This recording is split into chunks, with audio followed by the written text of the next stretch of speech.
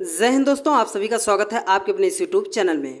तो दोस्तों आज हम संपूर्ण इतिहास का पूरे 675 क्वेश्चन करने वाले हैं। यद्यप आप इस वीडियो को पूरा ध्यान से अच्छे तरीके से देखते हैं, पहले यद्यप आपने कभी इतिहास को पढ़ा है या नहीं पढ़ा है, आप सिर्फ इस वीडियो को देख लीजिए। पूरे 675 क्वेश्चन है। यद्यप आप पूरी वीडियो को अच्छे तरीके से देखते हैं तो आज के बाद इतिहास का आपका एक भी क्वेश्चन बाहर नहीं जाने वाला है। तो इसके लिए आपको क्या करना होगा कि वीडियो को पूरा ध्यान से देखना होगा। आपको पर डे इसी तरह की वीडियोस मिलती रहती है, इसलिए आप चैनल को तुरंत सब्सक्राइब करके बेल आइकन को जरूर प्रेस कर लीजिएगा।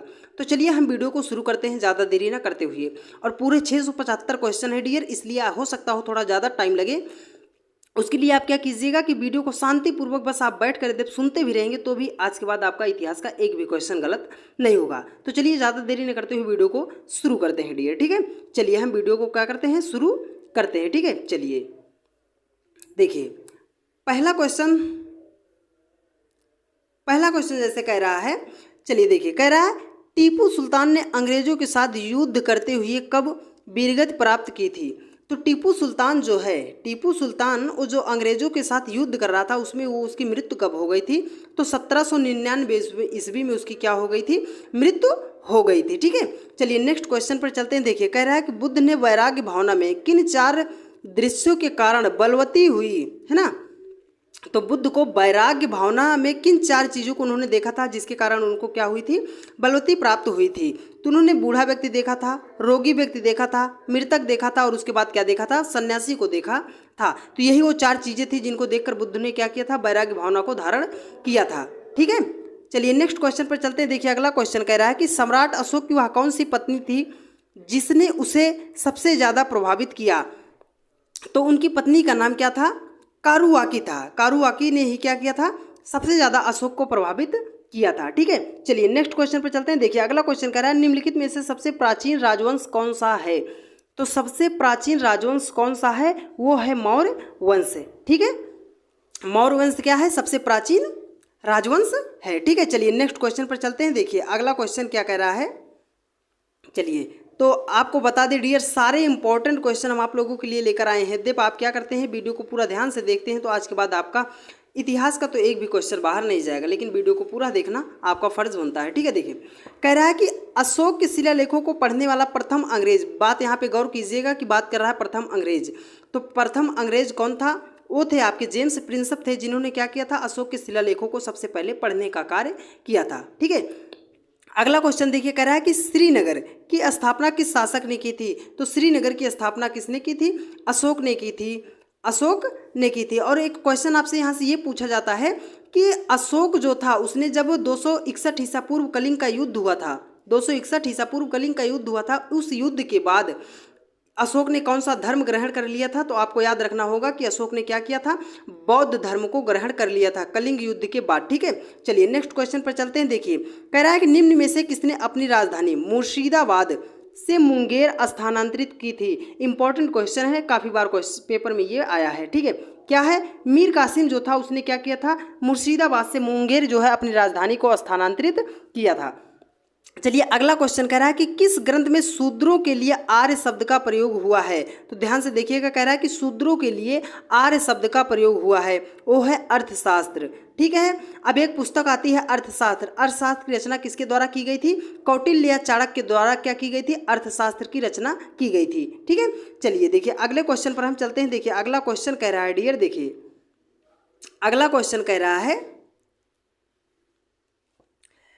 पुरुषपुर, है ना, पुरुषपुर निम्नलिखित में से किसका प्राचीन नाम था। तो पुरुषपुर जो है किसका नाम था, पेशावर का प्राचीन नाम था। चलिए अगला क्वेश्चन देखिए कह रहा है कि गुप्त काल के सिक्कों का सबसे बड़ा ढेर कहाँ से प्राप्त हुआ है।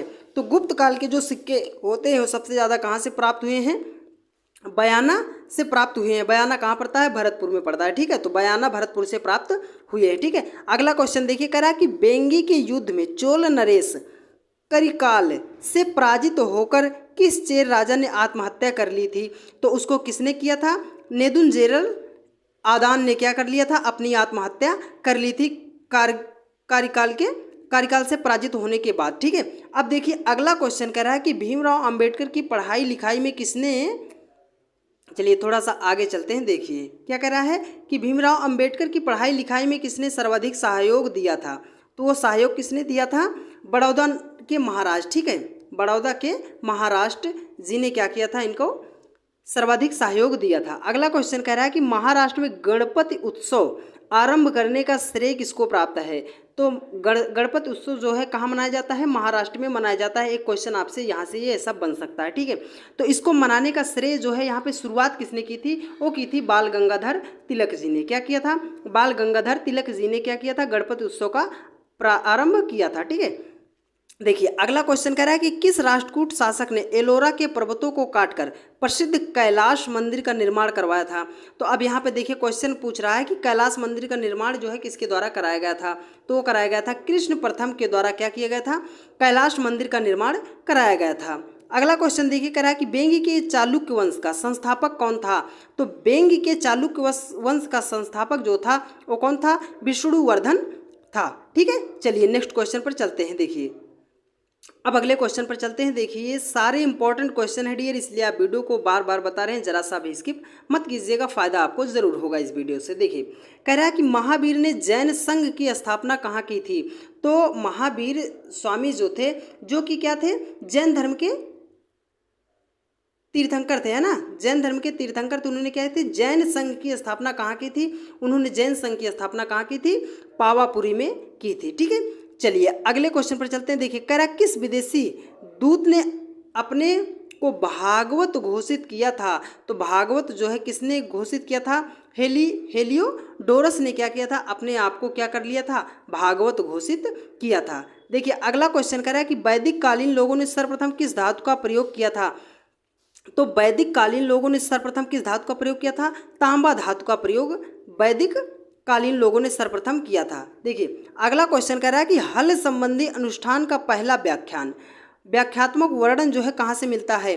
तो हल का जो वर्णन मिलता है अनुष्ठान, पहला व्याख्यात्मक जो है वो शतपथ ब्राह्मण में क्या होता है, शतपथ ब्राह्मण में हल संबंधी अनुष्ठान का व्याख्या जो है सबसे पहले कहाँ मिलता है, शतपथ ब्राह्मण में मिलता है, ठीक है।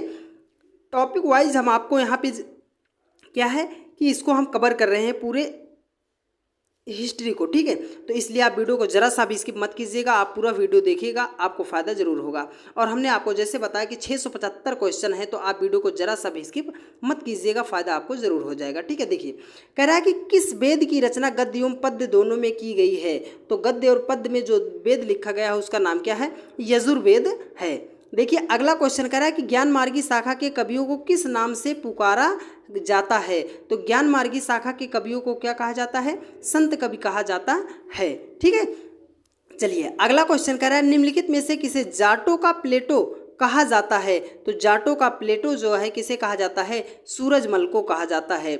तो जाटों का प्लेटो जो है किसको कहा जाता है, सूरजमल को कहा जाता है। अगला क्वेश्चन कह रहा है कि किस बौद्ध संगीत में बौद्ध धर्म के ग्रंथों में संस्कृत का प्रयोग हुआ।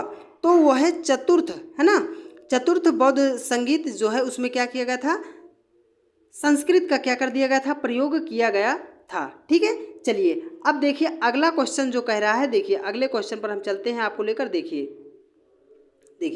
कह रहा है अगला क्वेश्चन कि वेदांत किसे कहा गया है। तो वेदांत जो है किसे कहा गया है, उपनिषदों को क्या कहा गया है, वेदांत कहा गया है, ठीक है। देखिए अगला क्वेश्चन कह रहा है कि महात्मा बुद्ध द्वारा दिए गए प्रथम उपदेश को क्या कहा गया है। ध्यान से सुनिएगा, बात तो पूछ रहा है कि प्रथम उपदेश जो महात्मा बुद्ध जी ने दिया था उसको क्या कहा गया है। तो उसको कहा गया है धर्म चक्र प्रवर्तन कहा गया है। अगला क्वेश्चन कह रहा है सन 1932 ईस्वी में अखिल भारतीय हरिजन महासंघ, ध्यान से बात को सुनिएगा, अखिल भारतीय हरिजन संघ की स्थापना किसने की थी। तो अखिल भारतीय हरिजन संघ की स्थापना किसने की थी, महात्मा गांधी जी ने क्या किया था, अखिल भारतीय हरिजन संघ की स्थापना की थी, ठीक है।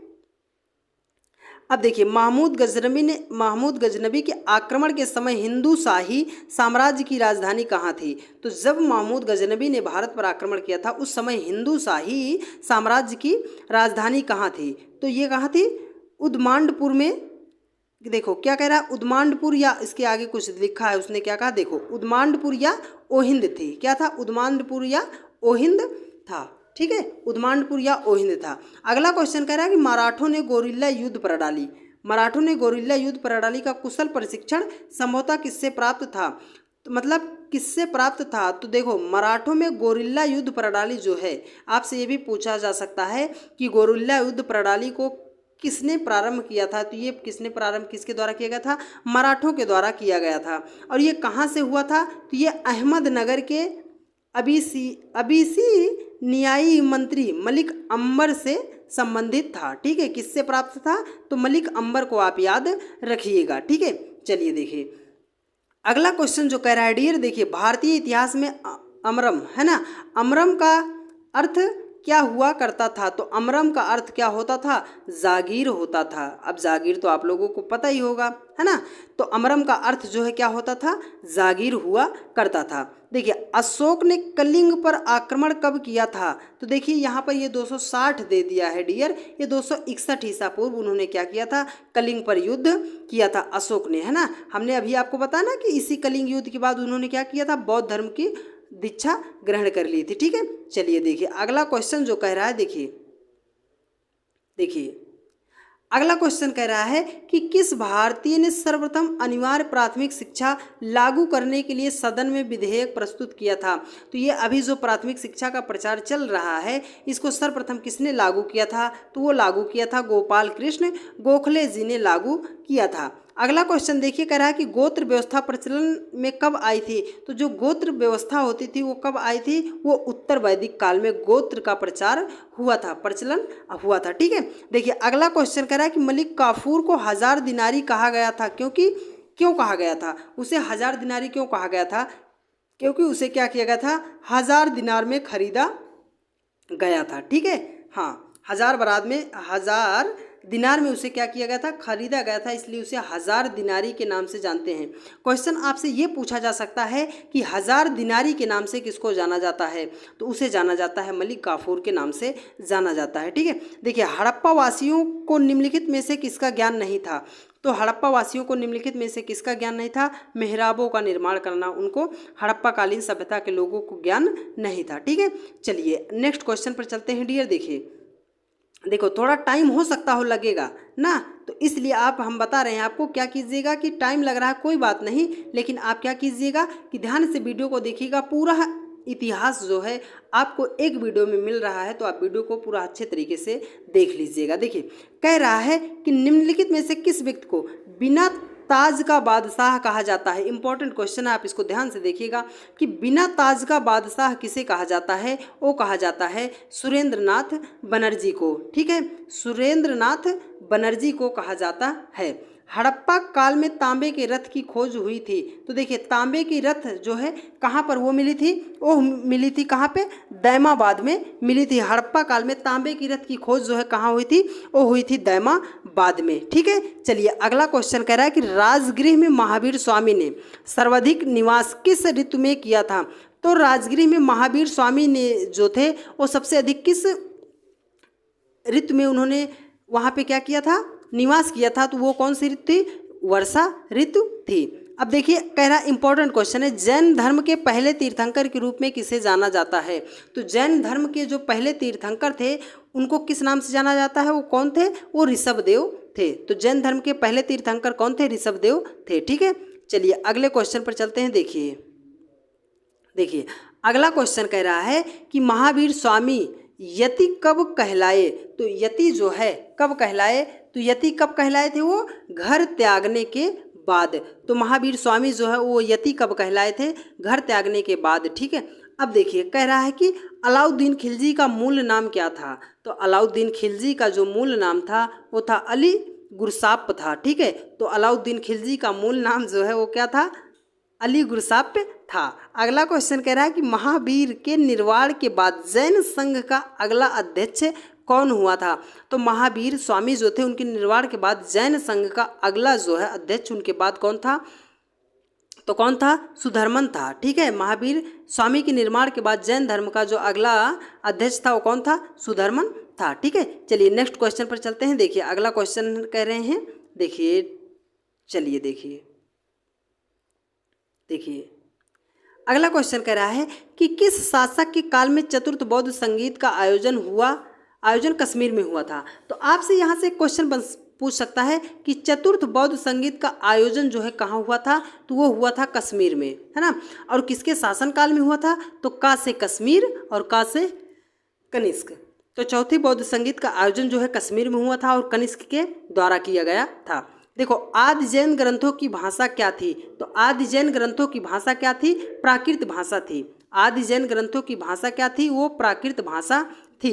जैन धर्म के 5 व्रतों में सर्वाधिक महत्वपूर्ण व्रत कौन सा है, तो देखिए जैन धर्म के व्रत कितने होते हैं, 5 व्रत होते हैं, जिसमें सबसे महत्वपूर्ण व्रत जो है वो अहिंसा को उन्होंने क्या किया है, माना गया है। ठीक है, देखो सर्वप्रथम चारों आश्रमों के विषय की जानकारी कहाँ से मिलती है, तो जो चारों विषय हैं उनकी जानकारी कहाँ से मिलती है, जाबालोपनिषद से मिलती है। तो सर्वप्रथम चारों आश्रमों के विषय की जानकारी कहाँ से मिलती है, जाबालोपनिषद से मिलती है। ठीक है, सारे इंपॉर्टेंट क्वेश्चन हम आप लोगों के लिए संपूर्ण इतिहास का लेकर आए हैं डियर, इसलिए हम आपको बता रहे हैं कि आप जो है वीडियो को जरा सा भी स्किप मत कीजिएगा। ठीक है, देखिए कह रहा है कि मुस्लिम कानून के 4 स्रोतों में से 3 कुरान, हदीस एवं इज्मा निम्नलिखित में से कौन सा चौथा स्रोत है, तो देखो कुरान है, हदीस है, इज्मा है, उसके बाद क्या होता है, कयास होता है। मुस्लिम कानून के जो 4 स्रोत होते हैं। ठीक है, देखिए अगला क्वेश्चन कह रहा है कि मोहनजोदड़ो स्नानागार के पश्चिम में स्थित स्तूप का निर्माण किस काल में किया गया था, तो मोहनजोदड़ो में स्नानागार। अगले यहाँ से क्वेश्चन पूछ सकता है कि बृहद स्नानागार कहाँ पर मिलते हैं, तो बृहद स्नानागार के जो साक्ष्य हैं वो कहाँ मिलते हैं, मोहनजोदड़ो में मिलते हैं। लेकिन किस काल में इसका निर्माण किया गया था, तो ये कुषाण काल में क्या किया गया था, इसका निर्माण किया गया था। अब देखिए भारत में धन निष्कासन का तात्पर्य क्या है, तो भारत में धन निष्कासन का तात्पर्य क्या है, जो धन भारत से बाहर जाता था उसके बदले में कुछ भी प्राप्त ना हो, मतलब हम भारत से धन को बाहर भेज दें लेकिन उसके बदले में हमें कुछ ना प्राप्त हो, तो उसे हम क्या कहते थे, धन निष्कासन कहा जाता था। ठीक है, चलिए नेक्स्ट क्वेश्चन पर चलते हैं। देखिए अगला क्वेश्चन कह रहा है, देखिए अगला क्वेश्चन कह रहा है कि इंडिपेंडेंस नामक समाचार पत्र का प्रकाशन किसने प्रारंभ किया था, तो इंडिपेंडेंस का जो है नामक समाचार पत्र किसने प्रकाशित किया था, तो पंडित मोतीलाल नेहरू जी ने क्या किया था, पंडित मोतीलाल नेहरू जी ने क्या किया था, इंडिपेंडेंस नामक समाचार पत्र का प्रकाशन किया था। कह रहा है सिंध का बाग या मृतकों का टीला हड़प्पा सभ्यता के किस पुरास्थल को कहा जाता है, तो सिंध का बाग या मृतकों का टीला किसको कहा जाता है, मोहनजोदड़ो को कहा जाता है। ठीक है, अगला क्वेश्चन देखिए कह रहा है कि कांग्रेस की स्थापना ब्रिटिश सरकार की एक पूर्व निश्चित गुप्त योजना के अनुसार की गई, यह किस पुस्तक में लिखा गया है, तो यह पुस्तक किस पुस्तक में लिखा गया है, इंडिया टुडे में लिखा गया है। ठीक है, इंडिया टुडे में लिखा गया है। तो हो सकता हो आज आपको टाइम लगे डियर, क्योंकि हमने बताया ना कि यहाँ पे आपको 600 से अधिक क्वेश्चन आपको देखने को मिलेंगे, तो इसलिए हम आपको बार बार कह रहे हैं कि शांतिपूर्वक बैठे रहिएगा, खाना वाना खाते रहिएगा और अच्छे तरीके से वीडियो को, हमारी आवाज़ को आप सुनते रहिएगा, आपको इतिहास में सारे क्वेश्चन आपको याद हो जाएंगे। देखिए कह रहा है कि ऐसा कौन सा प्रथम सूफी साधक था जिसने अपने आप को अनहलक घोषित किया था, तो अनहलक जो घोषित किया था उस किसने किया था, मंसूर हल्लाज ने क्या किया था, अपने आप को अनहलक घोषित किया था। ठीक है, क्या घोषित किया था, अनहलक घोषित किया था। अगला क्वेश्चन देखिए कह रहा है कि ब्रिटेन की हाउस ऑफ लॉर्ड्स, देखो हाउस ऑफ लॉर्ड्स ने किस अंग्रेज अधिकारी को ब्रिटिश साम्राज्य का शेर कहा था, तो किसने कहा था, जनरल डायर को कहा था। जनरल डायर ही क्या था जिसने क्या किया था, 13 अप्रैल 1919 ईस्वी को यहाँ पे क्या किया था, अमृतसर में जलियांवाला हत्याकांड केस इसी के समय हुआ था। देखिए कह रहा है इंडिया इंडिपेंडेंस लीग की स्थापना किसने की थी, तो इंडिया इंडिपेंडेंस लीग की स्थापना जो है किसके द्वारा की गई थी, रास बिहारी बोस जी के द्वारा क्या किया गया था, इंडिया इंडिपेंडेंस लीग की स्थापना की थी। अगला क्वेश्चन देखिए कह रहा है कि किस व्यक्ति ने गांधी जी के नमक सत्याग्रह की तुलना नेपोलियन की पेरिस यात्रा से की थी, तो वो किसने की थी, सुभाष चंद्र बोस जी ने क्या किया था, जो गांधी जी ने नमक यात्रा निकाला था उसकी तुलना नेपोलियन की पेरिस यात्रा से की थी, वो किसने किया था, सुभाष चंद्र बोस जी ने किया था। ठीक है, देखिए अगला क्वेश्चन कह रहा है डियर, देखिए कह रहा है कि हरविलास शारदा द्वारा प्रस्तावित अधिनियम जिसे सामान्यतः शारदा अधिनियम कहा जाता है क्या था, तो देखो शारदा अधिनियम जो है ये किससे संबंधित था? ये बाल विवाह निरोधक अधिनियम से संबंधित था, जो कब आया था? 1929 ईस्वी में आया था। तो जिसको हम क्या कहते हैं? शारदा एक्ट के नाम से भी जानते हैं ना। हाँ, तो शारदा एक्ट जो है किसके विरोध में था? तो बाल विवाह के विरोध में बनाया गया एक अधिनियम था। देखिए, कह रहा है कि शिमला का सन्यासी के नाम से कौन विख्यात है? तो शिमला का सन्यासी किसको कहा जाता है? ए.ओ. ह्यूम को कहा जाता है। यहीं पर आप नोट कीजिएगा कि 1885 ईस्वी में आईएनसी, इंडियन नेशनल कांग्रेस, है ना, राष्ट्रीय कांग्रेस की स्थापना कब की गई थी? 1885 ईस्वी में की गई थी। उसकी भी स्थापना ए.ओ. ह्यूम के द्वारा ही की गई थी। चलिए नेक्स्ट क्वेश्चन पर चलते हैं, और जो आपको इम्पोर्टेंट फैक्ट हम बता रहे हैं इसको भी आप ध्यान में रखते हुए चलते रहिएगा, ठीक है। देखिए अगला क्वेश्चन कह रहा है कि, देखिए ये तो वही क्वेश्चन आ गया ना। देखिए अगला क्वेश्चन कह रहा है, देखो ध्यान से देखो, कह रहा है कि हड़प्पा सभ्यता की मुद्राएं किससे निर्मित की जाती थी? तो हड़प्पा काल की जो मुद्राएं थी वो निर्मित किससे की जाती थी? वो निर्मित की जाती थी मिट्टी से निर्मित की जाती थी। अगला क्वेश्चन कह रहा है वर्नाक्यूलर प्रेस एक्ट को किस वायसराय ने समाप्त किया था? तो वर्नाक्यूलर प्रेस एक्ट को लॉर्ड रिपन ने क्या कर दिया था? समाप्त कर दिया था। अगला क्वेश्चन कह रहा है कि सिंधु घाटी सभ्यता के संबंध में निम्न में से कौन सा कथन असत्य है? तो देखो यहाँ पे कथन तो हम नहीं दे पाए, लेकिन यहाँ पे क्या कह रहा है कि नहरों द्वारा सिंचाई की जाती थी। तो सिंधु घाटी सभ्यता में नहरों द्वारा सिंचाई नहीं की जाती थी, यही कथन जो है क्या था? असत्य था। अब देखिए कह रहा है कि बौद्ध धर्म के त्रिरत्न के बारे में क्या असत्य है? तो बौद्ध धर्म के त्रिरत्न के बारे में क्या असत्य है? स्तूप वहाँ पे नहीं था, ठीक है। श्रीमद् भागवत की रचना किसने की थी? तो श्रीमद् भागवत की रचना महर्षि वेदव्यास जी के द्वारा की गई थी। श्रीमद् भागवत की स्थापना जो है, की रचना जो है किसके द्वारा की गई थी? तो महर्षि वेदव्यास जी के द्वारा किया गया था। चलिए नेक्स्ट क्वेश्चन पर चलते हैं। देखिए अगला क्वेश्चन जो कह रहा है, देखिए अगला क्वेश्चन कह रहा है कि हिंदुस्तान तलवार के जोर पर जीता गया था। देखो ये कह रहा है कि हिंदुस्तान जो है तलवार के जोर के बल पर क्या किया गया था? जीता गया था। यह कथन किसका था? तो यह कथन था लॉर्ड एलिंग का था, है ना। लॉर्ड एलिंग का कथन क्या था? कि हिंदुस्तान जो है तलवार के जोर पर जीता गया था। अगला क्वेश्चन कह रहा है कि विष्णु के 10 अवतारों की जानकारी का स्रोत निम्नलिखित में से किस पुराण से मिलता है? तो विष्णु के जो 10 अवतार थे वो कहाँ से प्राप्त होते हैं? हमें मत्स्य पुराण से प्राप्त होते हैं। अगला क्वेश्चन कह रहा है कि किस विदेशी यात्री ने कृष्ण को हेराक्लीज कहा?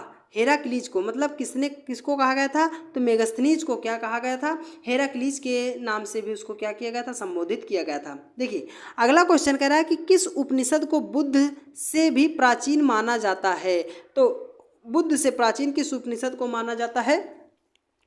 कठोपनिषद को क्या किया जाता है? बुद्ध से भी प्राचीन इतिहास का माना जाता है। किसको? कठोपनिषद को माना जाता है, ठीक है। अब देखिए चलते हैं नेक्स्ट क्वेश्चन पर। देखिए अगला क्वेश्चन कह रहा है कि महात्मा बुद्ध की मृत्यु के बाद उनके शरीर के अवशेषों पर कितने स्तूपों का निर्माण किया गया है? तो जब महात्मा बुद्ध की मृत्यु हो गई थी तो उनके शरीर पर 8 स्तूपों का निर्माण किया गया है, ठीक है। चलिए अगला और इम्पॉर्टेंट क्वेश्चन है, कह रहा है कि आगरा तथा फतेहपुर सीकरी दोनों ही लंदन से बड़े हैं, यह कथन किसका है? तो यह कथन किसका है? राल्फ फिंच का है ना। आगरा तथा फतेहपुर सीकरी जो है दोनों क्या है? लंदन से बड़े हैं, यह कथन किसका है? राल्फ फिंच का है। देखिए अगला क्वेश्चन कह रहा है कि बौद्ध धर्म की किस शाखा में मंत्र, हठ योग एवं तांत्रिक आचारों की प्रधानता दी गई है? तो वो किस में दी गई है? वज्रयान में दी गई है। अगला क्वेश्चन कह रहा है कि बुद्ध के वर्षाकालीन निवास के लिए बेलुवन एवं जेतवन का निर्माण क्रमशः किन लोगों ने करवाया था? तो बेलुवन और जेतवन का निर्माण जो है बिंबिसार और जेत कुमार ने करवाया था, ठीक है। चलिए अगले क्वेश्चन पर हम चलते हैं। देखिए अगला क्वेश्चन क्या कह रहा है? देखिए अगला क्वेश्चन कह रहा है, देखिए कह रहा है कि सर्वप्रथम किस उपनिषद में देवकी पुत्र एवं अंगिरा के शिष्य के रूप में कृष्ण का उल्लेख मिलता है? तो किस में मिलता है? छांदोग्य उपनिषद में क्या होता है कि कृष्ण का उल्लेख मिलता है, ठीक है।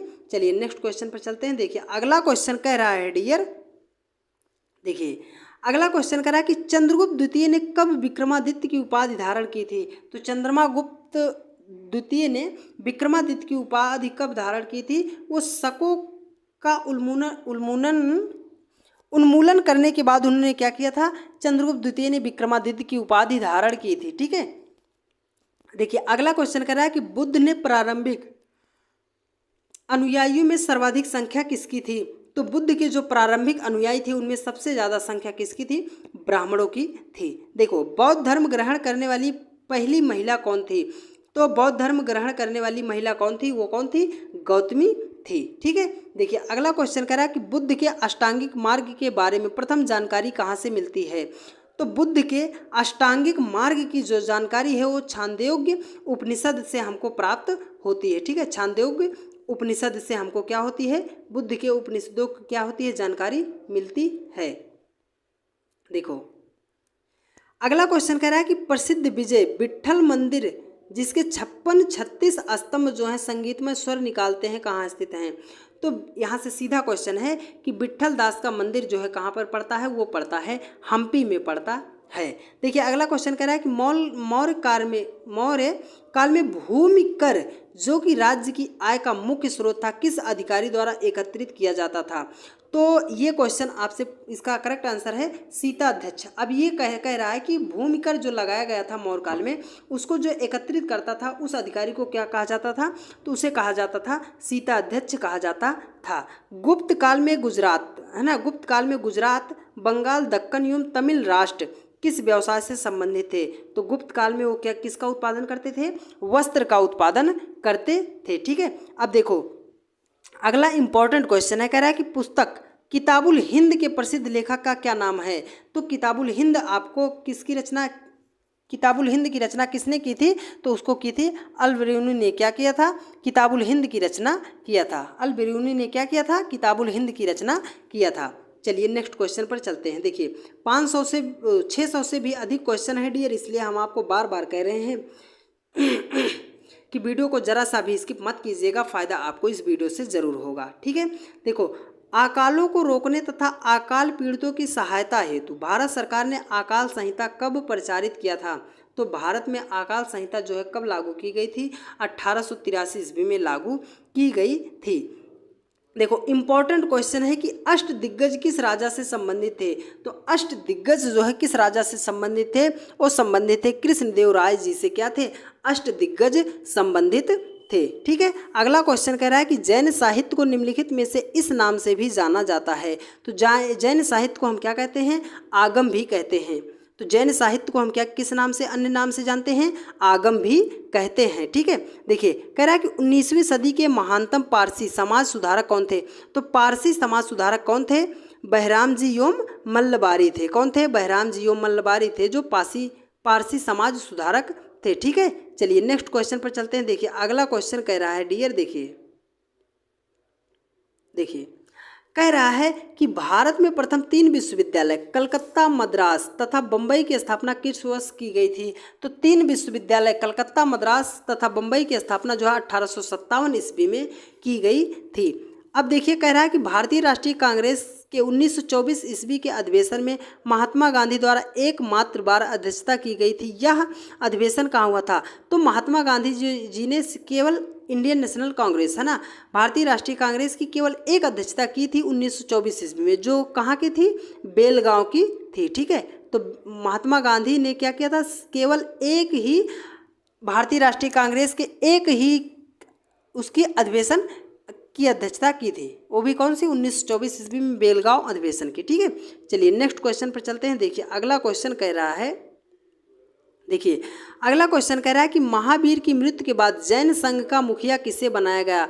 तो महावीर स्वामी की जब जैन मृत्यु हो गई थी तो उसके बाद सुधर्मण को क्या किया गया था? जैन संघ का मुखिया बनाया गया था। ठीक है, देखिए राजगिरी का राजकीय चिकित्सक जीवक जिसे गणिका के पुत्र के रूप में जाना जाता है, उस गणिका का नाम क्या था? तो उस गणिका का क्या नाम था? सलावती था। ठीक है, अब देखिए दीवान ए मुस्तखराज, देखिए इंपॉर्टेंट है, दीवान ए मुस्तखराज किसने स्थापित किया था? तो दीवान ए मुस्तखराज जो है किसने स्थापित किया था? अलाउद्दीन खिलजी जी के द्वारा क्या किया गया था? दीवान ए मुस्तखराज की स्थापना की गई थी। जहांगीर के कहने पर अब्दुल फजल का कत्ल किसने किया था? तो अब्दुल फजल का कत्ल जो है वीर सिंह देव बंदेला ने किया था। तो जहांगीर के कहने पर अब्दुल फजल का कत्ल किसने किया था? वीर सिंह देव बंदेला ने किया था। ठीक है, चलिए नेक्स्ट क्वेश्चन पर चलते हैं। देखिए अगला क्वेश्चन कह रहा है, देखिए, जैन धर्म का वास्तविक संस्थापक किसे माना जाता है? तो जैन धर्म का वास्तविक संस्थापक जो है किसे माना जाता है? महावीर स्वामी को माना जाता है। देखिए, वह प्रथम गुप्त शासक कौन था जिसने परम भागवत की उपाधि धारण की थी? तो परम भागवत की उपाधि जो है चंद्रगुप्त द्वितीय ने क्या किया था? चंद्रगुप्त द्वितीय ने परम भागवत की उपाधि धारण की थी। गीत गोविंद ग्रंथ के रचयिता कौन है? तो गीत गोविंद की रचना किसने की थी? जयदेव के द्वारा की गई थी। इंपॉर्टेंट क्वेश्चन है, आप इसको नोट कीजिएगा। देखिए, अगला क्वेश्चन कह रहा है कि निम्नलिखित में से कौन सा शासक पृथ्वीराज चौहान के नाम से प्रसिद्ध है? तो पृथ्वीराज चौहान के नाम से कौन सा शासक प्रसिद्ध है? वो पृथ्वीराज तृतीय हैं। ठीक है, देखिए, चित्तौड़ के कीर्ति स्तंभ का निर्माण किसने करवाया था? तो चित्तौड़ के कीर्ति स्तंभ का निर्माण जो है राणा कुंभा जी के द्वारा क्या किया गया था? करवाया गया था। हो सकता हो थोड़ा सा टाइम लगे डियर, क्योंकि क्वेश्चन भी ज़्यादा हैं, तो इसलिए आप क्या कीजिए, हम आपको बताएं ना, खाते पीते मस्त रहिए और अच्छे तरीके से आप इसको सिर्फ सुनते रहिएगा, फ़ायदा आपको ज़रूर होगा। ठीक है, देखिए, कह रहा है कि निम्नलिखित युग्मों में से कौन सा सही सुमेलित नहीं है? तो ये अब देखिए, यहाँ पे वो क्वेश्चन तो नहीं दिया, जहांगीर जो है बल्ख का युद्ध, यही सुमेलित नहीं है। कह रहा है कि निम्नलिखित संगठनों में से किसने शुद्धि आंदोलन का समर्थन किया? तो जो शुद्धि आंदोलन चलाया गया था उसका समर्थन जो है किसने किया था? तो आर्य समाज के द्वारा क्या किया गया था? उसकी शुद्धि आंदोलन का क्या किया गया था? समर्थन किया गया था। देखिए, कह रहा है कि मंगल पांडे कहाँ के विद्रोह से जुड़े थे? तो मंगल पांडे जो हैं 1857 की जो क्रांति हुई थी, मंगल पांडे कहाँ से? बैरकपुर छावनी से ये क्या हुए थे? जुड़े हुए थे। ठीक है, देखिए, निम्नलिखित में से किस इमारत का निर्माण गयासुद्दीन खिलजी ने करवाया था? तो गयासुद्दीन खिलजी ने किस महल का निर्माण कराया था? जहाज महल का निर्माण कराया था। इंपॉर्टेंट क्वेश्चन है, इंडिया डिवाइडेड नाम की पुस्तक किसने लिखी थी? तो इंडिया डिवाइडेड पुस्तक की रचना जो है हमारे प्रथम राष्ट्रपति डॉक्टर राजेंद्र प्रसाद जी के द्वारा कराई गई थी। ठीक है, तो डॉक्टर राजेंद्र प्रसाद जी ने क्या किया था? इंडिया डिवाइडेड नामक पुस्तक की रचना की थी। ठीक है, चलिए नेक्स्ट क्वेश्चन पर चलते हैं। देखिए, अगला क्वेश्चन कह रहा है, देखिए, अगला क्वेश्चन कर रहा है भारतीय स्वाधीनता आंदोलन का सरकारी इतिहासकार कौन था? तो भारतीय स्वाधीनता आंदोलन का सरकारी इतिहासकार कौन था? एस.एन. सेन थे। ठीक है, एस.एन. सेन जी जो थे वो क्या थे? भारतीय स्वाधीनता आंदोलन के सरकारी इतिहासकार थे। अगला क्वेश्चन कह रहा है निम्नलिखित में से कौन भक्ति आंदोलन का प्रस्तावक नहीं था? तो भक्ति आंदोलन का प्रस्तावक कौन नहीं था? नागार्जुन जो थे वो भक्ति आंदोलन का प्रस्तावक नहीं था। ठीक है, चलिए अब देखिए, अगला क्वेश्चन कह रहा है कि बोध गया में बोध वृक्ष अपने वंश की किस पीढ़ी का है? तो किस पीढ़ी का था? षष्ठम पीढ़ी का था। तो बोध गया में जो बोध वृक्ष जो था वो किस वंश के, अपने वंश की किस पीढ़ी का था? षष्ठम पीढ़ी का था। देखिए, अगला क्वेश्चन कह रहा है कि विश्व का सबसे ऊंचा कहा जाने वाला विश्व शांति स्तूप बिहार में कहाँ है? तो विश्व शांति का जो विश्व स्तूप है वो कहाँ पर है? वो है हमारा जहांगीर में। कहाँ है? राजगीर में है यार, सॉरी डियर, है ना। तो विश्व का सबसे ऊंचा कहा जाने वाला विश्व शांति का स्तूप जो है कहाँ है? राजगीर में है। देखो, नव नालंदा महावीर किसके लिए विख्यात था? तो जो नालंदा महाविहार था वो किसके लिए? ह्वेन-सांग का क्या था? स्मारक था, इसलिए वो क्या था? विख्यात था। अशोक के ब्राह्मी अभिलेखों को सर्वप्रथम किसने पढ़ा था? तो वही तो हमने कहा कि अशोक के शिलालेखों को सबसे पहले किसने पढ़ा था? जेम्स प्रिंसेप के द्वारा पढ़ा गया था, जो कि क्या था? एक प्रथम अंग्रेज था। ठीक है, देखिए अगला क्वेश्चन देखिए क्या कह रहा है। देखिए, चलते हैं नेक्स्ट क्वेश्चन पर। देखिए, अगला क्वेश्चन कह रहा है डियर कि मुगल बादशाह अकबर को पालने वाली धात्री का नाम क्या था? तो मुगल बादशाह अकबर को किसने पाला पोसा था? तो वो पाला था माहम अनगा ने क्या किया था? उसको पाला पोसा था। अब देखिए, मलिक अंबर कहाँ रहने वाला था? तो जो मलिक अंबर था वो कहाँ का रहने वाला था? तो कहाँ का रहने वाला था? अबिसीनिया का रहने वाला था। तो मलिक अंबर जो है कहाँ का रहने वाला था? अबिसीनिया का निवासी था। देखिए, प्रसिद्ध विद्वान अश्वघोष किसके शासनकाल में हुआ? तो अश्वघोष जो है किसके? कनिष्क। अब यहीं पर आपको एक बात और बता दें कि अश्वघोष की एक पुस्तक है, क्या उसका नाम है? उसको हम बोलते हैं बुद्धचरित, है ना। तो बुद्धचरित जो है किसकी पुस्तक है? वो अश्वघोष की पुस्तक है। देखिए, कुषाण वंश के वृक्ष का पता चलता है। तो राबाटक अभिलेख से कुषाण वंश के वृक्ष का पता चलता है। ठीक है, देखिए कह रहा है कि मिलिंद जो है किस हिंदी यूनानी राजा को कहा जाता है।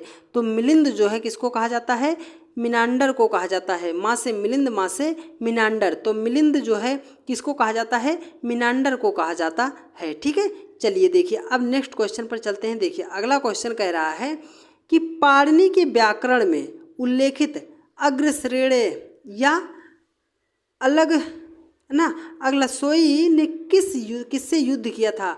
तो अगलसोई जो है वो किससे युद्ध किया था, वो युद्ध किया था सिकंदर से युद्ध किया था। तो अग्रश्रेयण या हम क्या बोलते हैं, अगलसोई जो है किससे युद्ध किया था, वो युद्ध किया था सिकंदर से किया था। मौर्य सम्राट अशोक की पत्नी का नाम क्या था। तो मौर्य सम्राट अशोक की पत्नी का नाम जो था वो क्या था, देवी था। अगला क्वेश्चन देखिए करा कि शेर शाह के बाद अकबर से पहले दिल्ली पर राज्य करने वाले हिंदू राजा का नाम क्या था। तो शेर शाह से पहले जो है किसने किया था, हेमू ने राज्य किया था। ठीक है, चलिए देखिए कह रहा है कि आर्य शब्द का शाब्दिक अर्थ क्या है। तो आर्य शब्द का जो शाब्दिक अर्थ होता है वो क्या होता है, श्रेष्ठ या कुलीन होता है। तो आर्य शब्द का जो शाब्दिक अर्थ होता है वो क्या होता है, श्रेष्ठ या कुलीन होता है। देखिए अगला क्वेश्चन कह रहा है कि निम्नलिखित में से किस फसल का ज्ञान वैदिक काल के लोगों को नहीं था। तो वैदिक काल के लोगों को जो है तंबाकू का ज्ञान नहीं था। वैदिक काल के लोगों को क्या था, तंबाकू का ज्ञान नहीं था। ठीक है, चलिए नेक्स्ट क्वेश्चन पर चलते हैं। देखिए अगला क्वेश्चन कह रहा है कि निम्नलिखित में से वैदिक गणित का महत्वपूर्ण अंग कौन है। तो वैदिक गणित का महत्वपूर्ण अंग जो है वो कौन है, वो शूल सूत्र है। तो निम्नलिखित में से वैदिक गणित का महत्वपूर्ण अंग जो है कौन है, वो शूल सूत्र है। देखिए नेक्स्ट क्वेश्चन कह रहा है कि किस वेद में प्राचीन वैदिक युग की संस्कृत के बारे में सूचना दी गई है। तो प्राचीन वैदिक युग की संस्कृत के बारे में सूचना दी गई है, वो दी गई है ऋग्वेद में दी गई है। ठीक है, चलिए नेक्स्ट क्वेश्चन पर चलते हैं। देखिए अगला क्वेश्चन जो कह रहा है, देखो वेदों की संख्या कितनी है। तो कितने वेद हैं, 4 वेद हैं। ठीक है, देखो कह रहा है कि भारत के राजगृह राज चिन्ह में प्रयुक्त होने वाला शब्द सत्यमेव जयते किस उपनिषद से लिया गया है। तो ये इंपॉर्टेंट क्वेश्चन है, काफ़ी बार डियर पूछा गया है। ये कहाँ से लिया गया है, मुंडकोपनिषद से लिया गया है। अगला क्वेश्चन कह रहा है कि ऋग्वैदिक आर्यों का मुख्य व्यवसाय क्या था। तो ऋग्वैदिक आर्यों का जो मुख्य व्यवसाय था वो क्या था, पशुपालन था। तो ऋग्वैदिक आर्य जो है वो किसका पालन करते थे, वो पशुपालन जो है उनका मुख्य व्यवसाय था। अगला क्वेश्चन कर रहा है कि निम्नलिखित में से कौन सा प्रांत मौर्य साम्राज्य से बाहर था। तो मौर्य साम्राज्य से बाहर कौन सा प्रांत था, वो था असम था। ठीक है, अशोक का सबसे छोटा स्तंभ लेख कौन सा है। इंपॉर्टेंट क्वेश्चन है, इसको आप नोट कीजिएगा, छपेगा डियर। ये कह रहा है कि अशोक का सबसे छोटा स्तंभ लेख कौन सा है। तो रुम्मनदेही अभिलेख को क्या कहा जाता है, अशोक का सबसे छोटा अभिलेख कहा जाता है। ठीक है, देखिए अगला क्वेश्चन कह रहा है कि प्रसिद्ध 10 राजाओं का युद्ध, जिसे हम क्या बोलते हैं, 10 राज युद्ध, किस नदी के तट पर लड़ा गया था। तो ये इंपॉर्टेंट क्वेश्चन है, कहाँ पर लड़ा गया था, परशुरवी नदी के किनारे लड़ा गया था। तो 10 राज युद्ध का जो है किसके किनारे, किस नदी के किनारे लड़ा गया था, परशुरवी नदी के किनारे क्या किया गया था, 10 राज युद्ध जो है लड़ा गया था। देखो मौर्यकालीन गुफाओं में सर्वाधिक प्राचीन गुफा निम्न में से किस पहाड़ी पर है। तो मौर्यकालीन गुफाओं में सर्वाधिक प्राचीन गुफा जो है किस नदी के किस पहाड़ी पर है, वो क्या है, बराबर पहाड़ी पर हैं। देखिए निम्नलिखित में से किस ग्रंथ में शूद्रों के लिए आर्य शब्द का प्रयोग हुआ है। तो ये अभी क्वेश्चन आया था डियर, यह अर्थशास्त्र में हुआ है।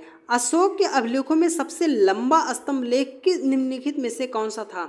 तो अशोक का जितने भी अभिलेख थे उसमें सबसे लंबा जो स्तंभ लेख था वो कौन सा था, 7वां था। देखो कह रहा है कि मौर्य काल में गुप्तचरों को क्या कहा जाता था। तो मौर्य काल में गुप्तचरों को क्या कहा जाता था, गूढ़ कहा जाता था। तो क्या कहा जाता था, गूढ़ कहा जाता था, है ना, गूढ़ पुरुष कहा जाता था। ठीक है, चलिए देखिए अगला क्वेश्चन जो है क्या कह रहा है, भूमिदान का प्रथम उल्लेख कब मिला। तो भूमिदान का जो प्रथम उल्लेख है वो कब मिला था, सातवाहन के समय जो है क्या हुआ था, भूमिदान का उल्लेख पहली बार मिला था। वशिष्ठी पुत्र पुलुमामी ने 2वीं सदी के मध्य में सातवाहन राज्य की राजधानी किसे बनाया था। तो जो वशिष्ठी पुत्र पुलुमामी ने थे उन्होंने क्या किया था, द्वितीय सदी के मध्य जो है सातवाहन की राजधानी कहाँ बनाया था, वो प्रतिष्ठान में क्या किया था, उन्होंने राजधानी को बनाया था। देखिए अगला क्वेश्चन कह रहा है कि सातवाहनों ने आरंभिक दिनों में अपना शासन कहाँ शुरू किया था। तो सातवाहनों ने आरंभिक दिनों में अपना शासन जो है कहाँ शुरू किया था, वो महाराष्ट्र में शुरू किया था। ठीक है, सातवाहन वंश का संस्थापक कौन था, तो वो था सिमुक था। ठीक है, सातवाहन वंश का संस्थापक कौन था, सिमुक था। अब देखिए कह रहा है कि कण्व वंश का संस्थापक कौन था, तो कण्व वंश का संस्थापक जो था वासुदेव था। ठीक है, सारे इंपॉर्टेंट क्वेश्चन है डियर, और संपूर्ण हिस्ट्री आपको एक वीडियो में मिल रही है। तो इसलिए हम आपको फिर एक बार पुनः बता दें कि यदि आप ये सोच रहे हैं कि हम वीडियो को स्किप कर दें, तो आज के बाद पूरे यूट्यूब पर आपको ऐसी वीडियो नहीं मिलने वाली है जिसमें एक ही वीडियो में संपूर्ण इतिहास को पढ़ा दिया जाए। तो इसलिए आप वीडियो को पूरा ध्यान से देखिए, पसंद आए तो लाइक कीजिए, कमेंट कीजिए, और ज़्यादा से ज़्यादा लोगों के पास शेयर करने की जिम्मेदारी आप लोगों की है। ठीक है, और टारगेट हमारा है डियर कि इसी वीडियो से हमारा 1 के सब्सक्राइबर जो है कंप्लीट हो जाना चाहिए। ठीक है, देखिए अशोक द्वारा निर्मित सांची के स्तूप का आकार किस वंश के शासकों ने दुगना करवाया था, तो किस शासकों ने करवाया था, शुंग वंश के शासकों ने करवाया था। देखिए कह रहा है कि भारत में सबसे पहले किस वंश के शासकों ने सोने के सिक्के जारी किए थे। इंपॉर्टेंट क्वेश्चन है, इसको आप नोट कीजिएगा। सबसे पहले सोना का सिक्का जो है किसने जारी करवाया था, तो हिंद यवन शासकों ने क्या किया था, भारत में सबसे पहले सोने के सिक्के का प्रचार प्रसार करवाया था, जारी कराया था। ठीक है, देखिए अगला क्वेश्चन देखिए क्या कह रहा है। देखिए अगला क्वेश्चन कह रहा है कि सर्वप्रथम भारत में विशुद्ध संस्कृत भाषा में सबसे लंबा अभिलेख किस राजा द्वारा जारी किया गया था। तो सर्वप्रथम भारत में विशुद्ध संस्कृत भाषा में सबसे लंबा अभिलेख जो है किसके द्वारा जारी किया गया था, शक राजा रुद्रदमन जी के द्वारा क्या किया गया था, जारी किया गया था। देखिए अगला क्वेश्चन कह रहा है कि आरंभिक वैदिक साहित्य में सर्वाधिक वर्णित नदी कौन सी है। तो वैदिक साहित्य में सबसे अधिक किस नदी का उल्लेख किया गया है, वो किया गया है सिंधु नदी का उल्लेख किया गया है। ठीक है, देखिए उपनिषद काल के राजा अश्वपति कहाँ के शासक थे, तो अश्वपति जो है कहाँ के शासक थे, केकई के शासक थे। ठीक है, अब देखिए अगला क्वेश्चन कर रहा है कि वैदिक नदी कुभा का स्थान कहाँ निर्धारित होना चाहिए। तो वैदिक नदी कुभा का स्थान जो है कहाँ निर्धारित होना चाहिए, वो होना चाहिए अफगानिस्तान में। कहाँ होना चाहिए, अफगानिस्तान में होना चाहिए। देखिए अगला क्वेश्चन कह रहा है कि भारत के किस स्थल की खुदाई से लौह धातु के प्रचलन के प्राचीनतम प्रमाण मिले हैं। तो पहले बार तो लौह धातु का जो ये है पहली बार कहाँ पे साक्ष्य अगर मिलता है तो कहाँ पर, अतरंजी खेड़ा में क्या हुआ है, पहली बार क्या होता है कि लौह धातु का प्रचलन प्रमाण मिलता है, कहाँ पर, अतरंजी खेड़ा में। अगला क्वेश्चन कह रहा है कि निम्नलिखित में से किसका संकलन जो है ऋग्वेद पर आधारित है। तो ऋग्वेद का संकलन जो है सामवेद पर आधारित है। ठीक है, देखिए अगला क्वेश्चन कह रहा है कि निम्नलिखित में से कर्म का सिद्धांत किससे संबंधित है। कर्म का सिद्धांत जो है वो किससे संबंधित है, मीमांसा से संबंधित है। तो कर्म का सिद्धांत जो है किससे संबंधित है, मीमांसा से संबंधित है। चरक संहिता नामक पुस्तक किस विषय से संबंधित है। तो चरक संहिता जो है चा से चरक, चा से चिकित्सा, चरक संहिता जो है किससे संबंधित है, चिकित्सा से संबंधित है। ठीक है, चलिए नेक्स्ट क्वेश्चन पर चलते हैं डियर। देखिए अगला क्वेश्चन जो कह रहा है, देखिए अगला क्वेश्चन कह रहा है कि यज्ञ संबंधित विधि विधानों का पता चलता है। तो जो यज्ञ की बात की जाती है, या से यज्ञ या से यजुर्वेद, आप ऐसे याद कर सकते हैं। तो यज्ञ संबंधी विधि विधानों का पता जो है किससे चलता है, यजुर्वेद से पता चलता है। ठीक है, देखिए कह रहा है कि वैदिक युग में प्रचलित लोकप्रिय शासन प्रणाली क्या थी। तो लोकप्रिय शासन प्रणाली क्या थी, वो थी गणतंत्र थी। तो वैदिक युग में प्रचलित लोकप्रिय शासन प्रणाली क्या थी, वो क्या थी, गणतंत्र थी। देखिए निम्नलिखित में से कौन सी भारतीय दर्शन की आरंभिक विचारधारा है। तो सांख्य जो है वो क्या है, भारतीय दर्शन की आरंभिक विचारधारा है। देखिए अगला क्वेश्चन कह रहा है कि निम्नलिखित में से वह दस्तकारी कौन ऐसी है जो आर्यों द्वारा व्यवहार में नहीं लाई गई थी। तो व्यवहारी मतलब लुहार जो है या लुहारगिरी जो है वो आर्यों के द्वारा क्या हुआ था, व्यवहार में नहीं लाई गई थी। ठीक है, चलिए नेक्स्ट क्वेश्चन पर चलते हैं। देखिए अगला क्वेश्चन कह रहा है, देखिए कि किस वेद में जादुई माया या वशीकरण का वर्णन है। ये इंपॉर्टेंट क्वेश्चन है, कई बार पेपर में पूछा गया है।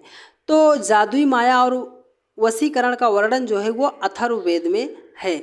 आर्य शब्द इंगित करता है निर्जात समूह को, है ना। तो आर्य शब्द किसको इंगित करता है? निर्जात समूह को क्या करता है? इंगित करता है।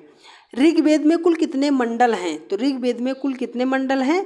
वहाँ पर आपको 10 मंडल मिलते हैं। तो ऋग्वेद में कितने मंडल हैं?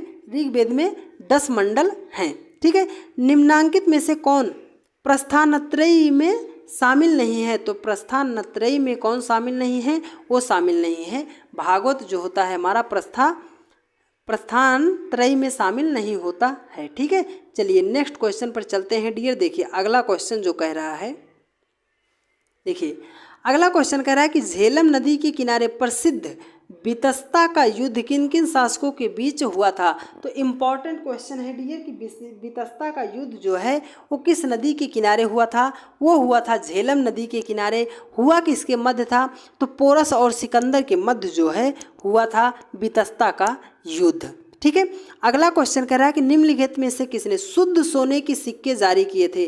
तो शुद्ध सोने के सिक्के जो है कुषाण शासकों के द्वारा जारी किया गया था। तो कुषाणों के द्वारा क्या किया गया था? शुद्ध सोने के सिक्के को क्या किया गया था? जारी किया गया था। देखिए मौर्य काल में निर्मित सुदर्शन झील का निर्माण किसने करवाया था? तो सुदर्शन झील का निर्माण जो है किसने करवाया था?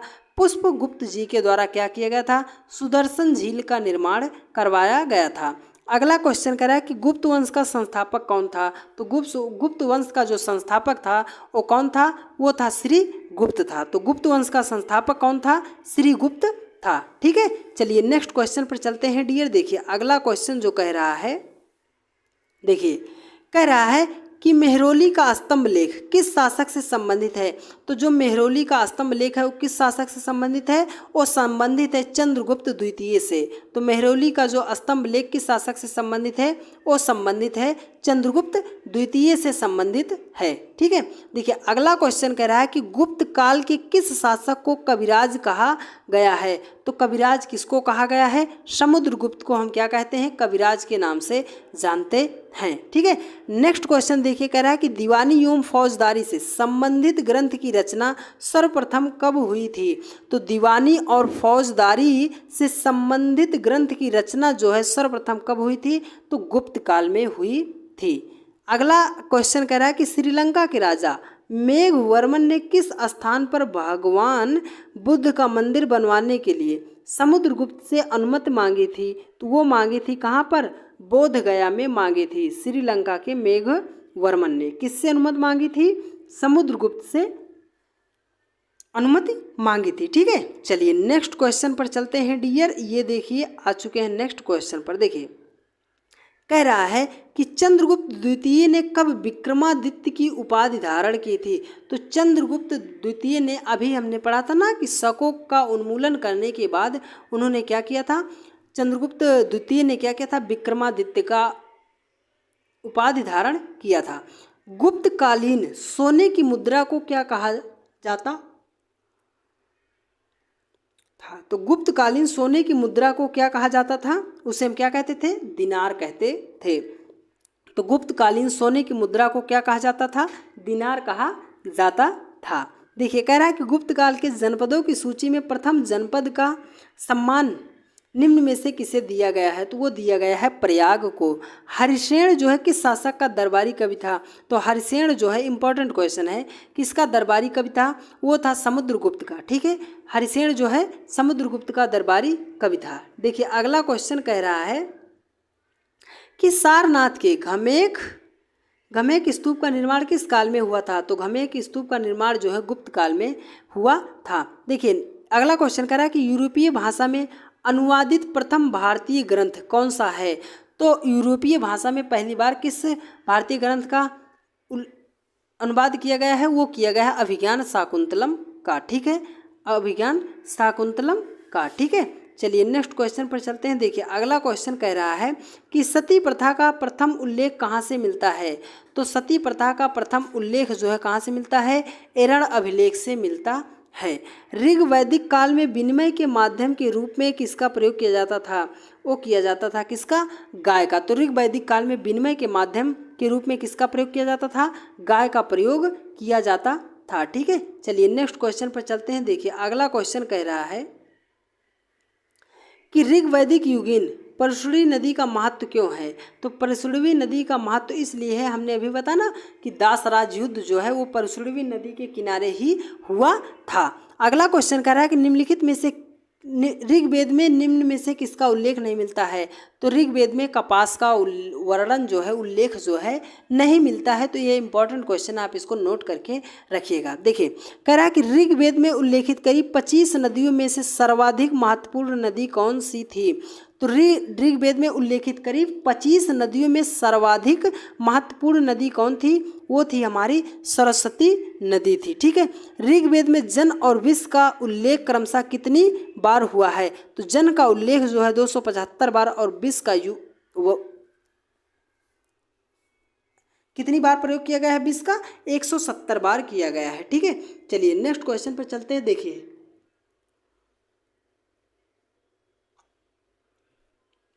कह रहा है कि ऋग वैदिक युग की सर्वाधिक प्राचीन संस्था कौन सी थी? तो ऋग वैदिक की प्राचीन संस्था कौन थी? वो क्या थी? वित्त थी। ठीक है, ऋग्वेद के 10वें मंडल में किसका उल्लेख पहली बार मिलता है? तो ऋग्वेद के 10वें मंडल में पहली बार किसका उल्लेख मिलता है? शूद्र का उल्लेख जो है पहली बार मिलता है। अब देखिए कह रहा है कि आर्य शब्द का शाब्दिक अर्थ है क्या है? तो अभी हमने देखा श्रेष्ठ या कुलीन होता है। ठीक है, देखो बोध गया में स्थित वह बोध वृक्ष जिसके नीचे बुद्ध को ज्ञान प्राप्त हुआ था किस शासक के द्वारा कटवा दिया गया था?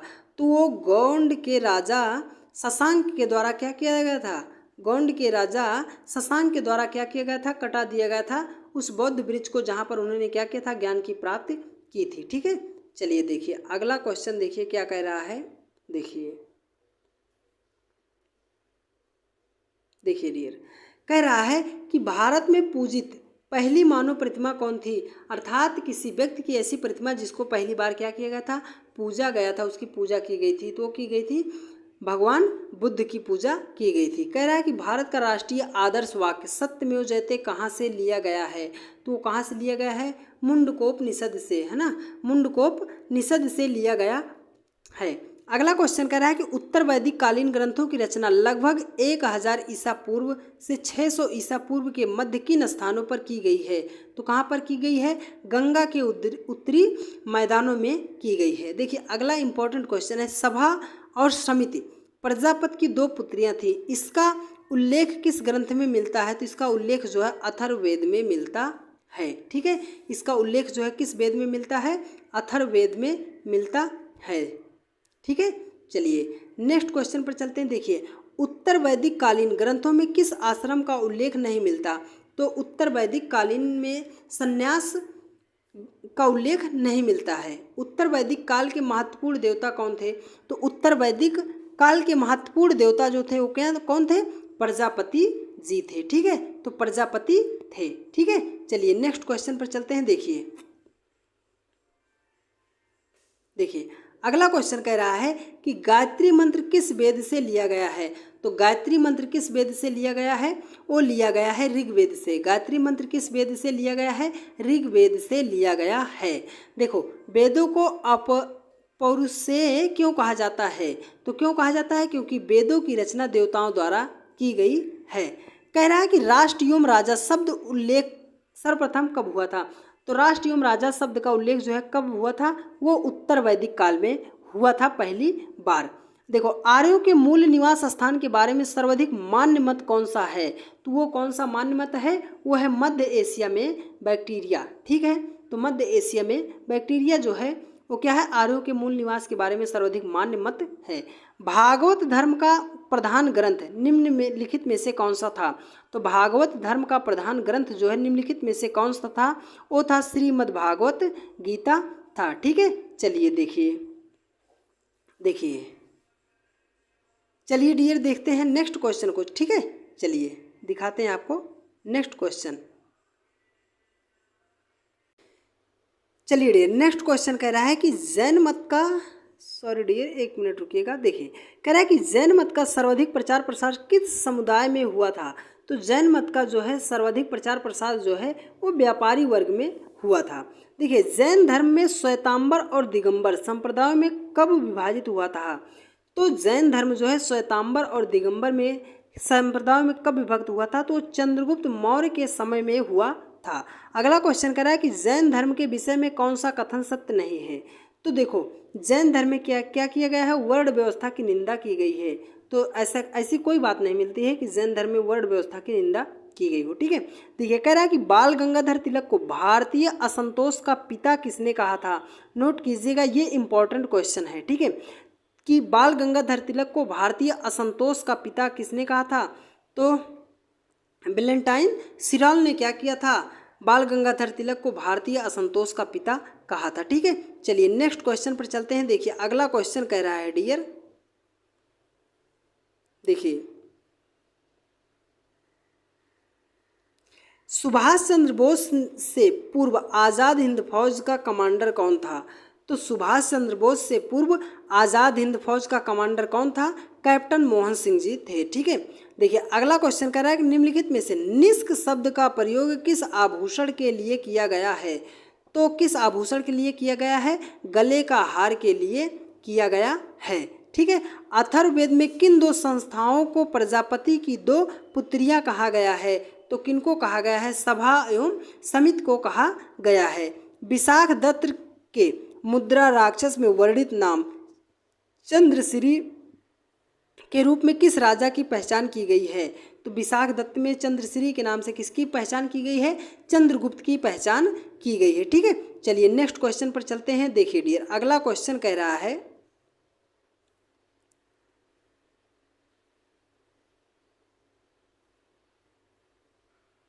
देखिए डियर अगला क्वेश्चन कह रहा है कि निम्नलिखित में से कौन सा प्रांत मौर्य साम्राज्य से बाहर था। तो मौर्य साम्राज्य से बाहर कौन सा था, अभी हमने देखा असम था। ठीक है, अवतारवाद का प्रथम उल्लेख निम्नलिखित में से किसमें मिलता है। तो अवतारवाद का उल्लेख जो है किसमें मिलता है, भगवती गीता में मिलता है। ठीक है, चलिए नेक्स्ट क्वेश्चन पर चलते हैं। देखिए अगला क्वेश्चन जो कह रहा है, देखिए कह रहा है कि तमिल राष्ट्र में दुर्गा का तादाम तमिल देवी है ना कोरवई से किया गया है, वह किस तत्व की तमिल देवी थी। देखिए कह रहा है कि तमिल राष्ट्र में दुर्गा का तादम्य जो है किया गया हो किस तत्व से सम्मिलित थी, वह युद्ध और विजय से सम्मिलित थी। देखो कह रहा है कि वह प्रथम पुरुष, वह प्रथम भारतीय शासक जिसने रोमन मुद्रा प्रणाली के अनुरूप अपने सिक्के का प्रसारण किया था, उसका संबंध किस साम्राज्य से था। तो उसका संबंध जो है कुषाण साम्राज्य से था। हैदराबाद नगर की स्थापना किसने की थी। तो हैदराबाद नगर की स्थापना जो है क्या था, मोहम्मद कुली कुतुब शाह के द्वारा क्या किया था, हैदराबाद नगर की स्थापना किया गया था। ठीक है, देखिए अगला क्वेश्चन जो कह रहा है कि देखिए कह रहा है कि बहमनी साम्राज्य में प्रांतों को क्या कहा जाता था। तो बहमनी साम्राज्य में प्रांतों को तराफ या अतराफ कहा जाता था। औरंगजेब के शासनकाल में जाट विद्रोह का नेता कौन था। तो जाट विद्रोह का नेता कौन था, जमींदार गोकुल सिंह जो थे वो क्या थे, औरंगजेब के शासनकाल में जाट विद्रोह का नेता थे। जैन तीर्थंकर पार्श्वनाथ द्वारा प्रतिपादित 4 महाव्रतों में महावीर स्वामी ने 5वें व्रत को जोड़ा में क्या जोड़ा था। ये इंपॉर्टेंट क्वेश्चन है। तो उसमें क्या जोड़ा था, उन्होंने जोड़ा था ब्रह्मचर्य को जोड़ा था। ये इंपॉर्टेंट क्वेश्चन है डियर।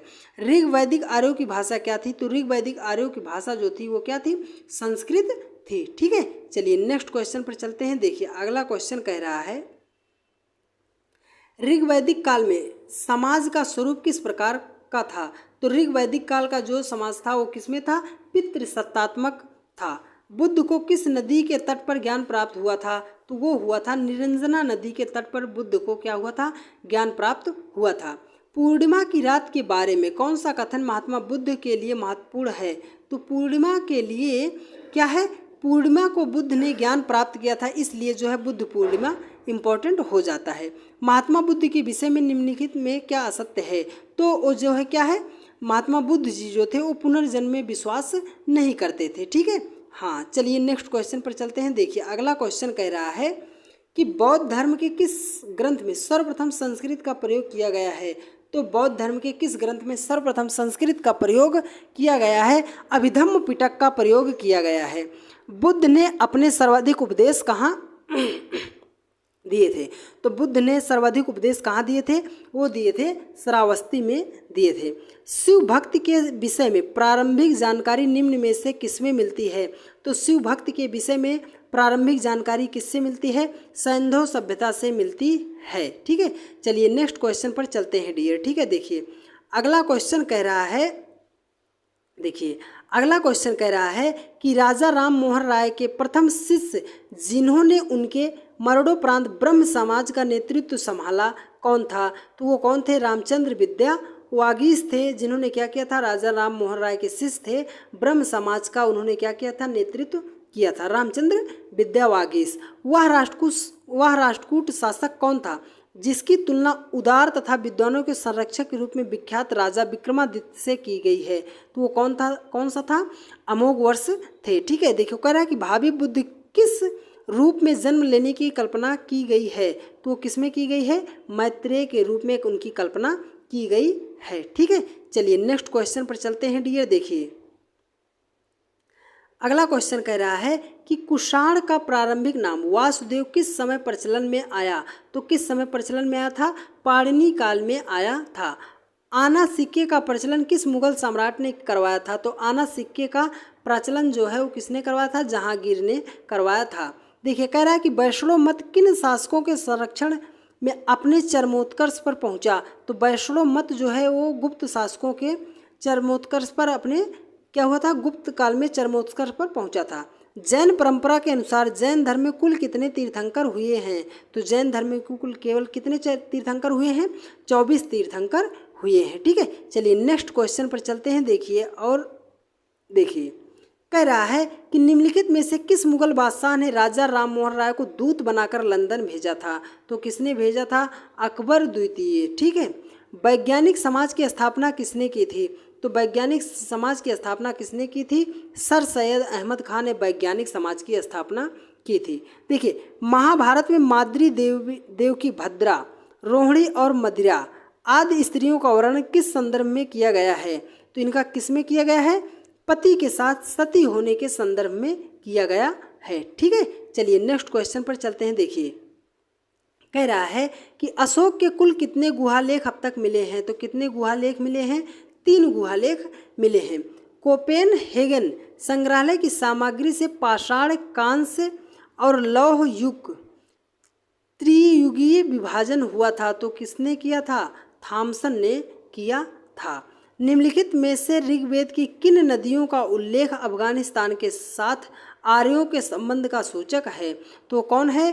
कुंभा और करम। तो कुंभा को हम काबुल भी कहते हैं और करम को क्या बोलते हैं? कुर्रम भी कहते हैं। बुद्ध का अंकन किसके सिक्कों पर हुआ है? तो बुद्ध का अंकन जो है वो कनिष्क के सिक्कों पर मिलता है। ठीक है, चलिए नेक्स्ट क्वेश्चन पर चलते हैं डियर। ठीक है, देखिए अगला क्वेश्चन देखिए कह रहा है माउंट आबू का जैन मंदिर किससे बना है? तो माउंट आबू का जो जैन मंदिर है वो किससे बना है? वो बना है संगमरमर से बना है। ठीक है, यापनीय किसका संप्रदाय था? तो यापनीय जो है जैन धर्म का संप्रदाय था। नेक्स्ट क्वेश्चन कह रहा है कि किस देवता के लिए ऋग्वेद में पुरंदर शब्द का प्रयोग किया गया है? तो पुरंदर शब्द का प्रयोग जो है इंद्र के लिए किया गया है। अगला क्वेश्चन कह रहा है कि अस्तोमा सदगमय कहाँ से लिया गया है? तो अस्तोमा सदगमय जो है कहाँ से लिया गया है? ऋग्वेद से लिया गया है।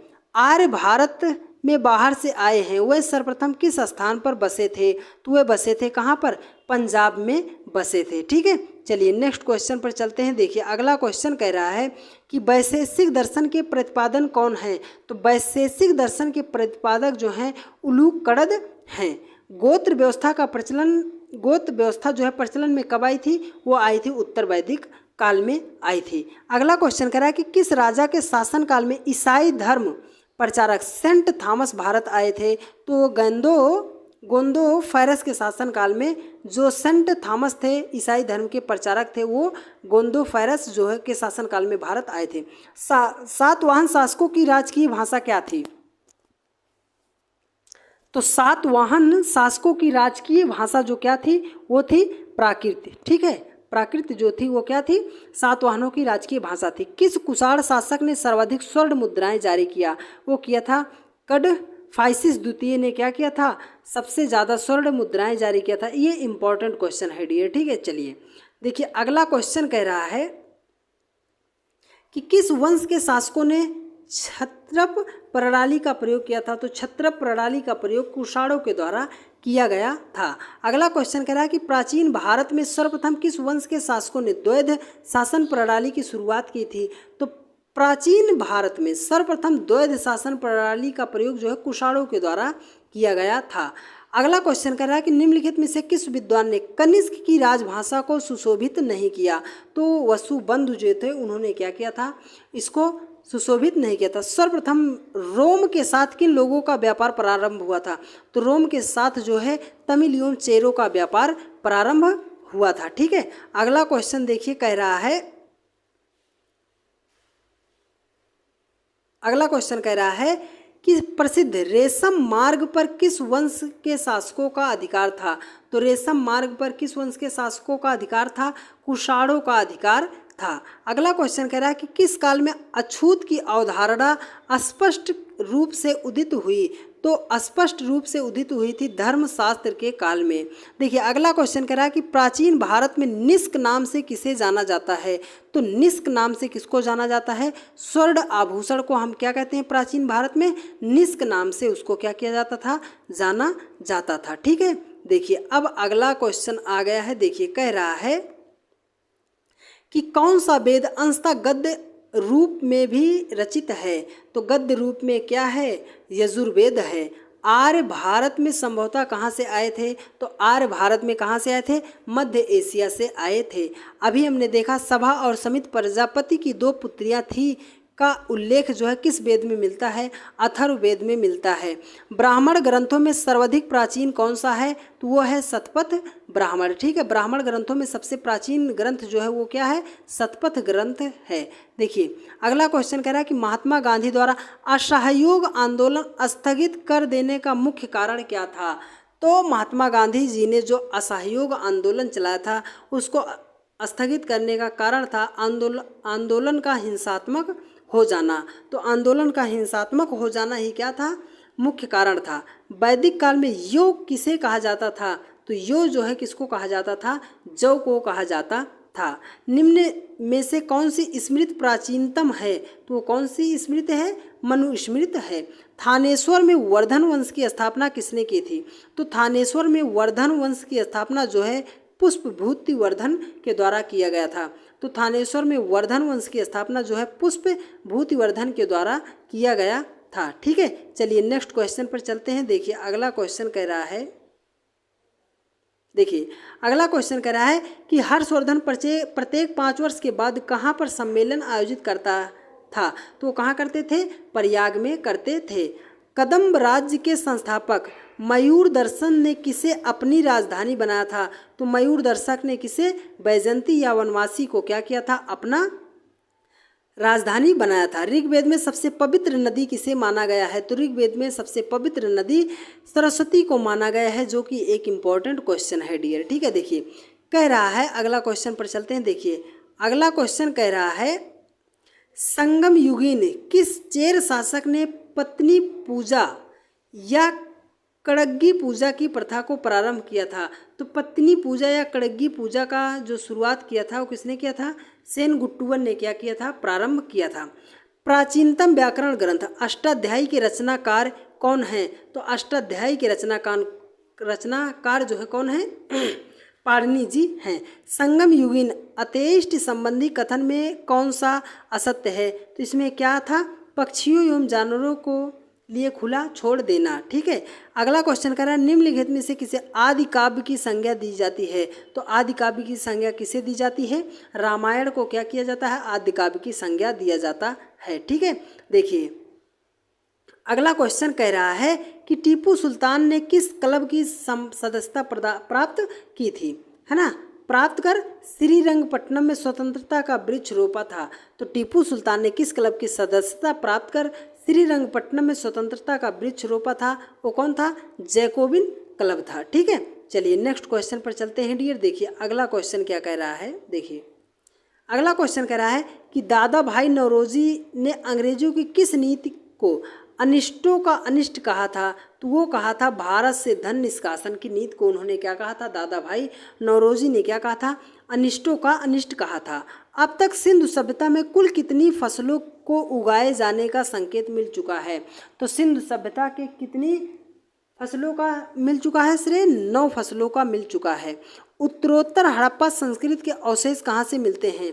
तो उत्तरोत्तर हड़प्पा संस्कृति के अवशेष जो है कहाँ से मिलते हैं? रंगपुर से मिलते हैं।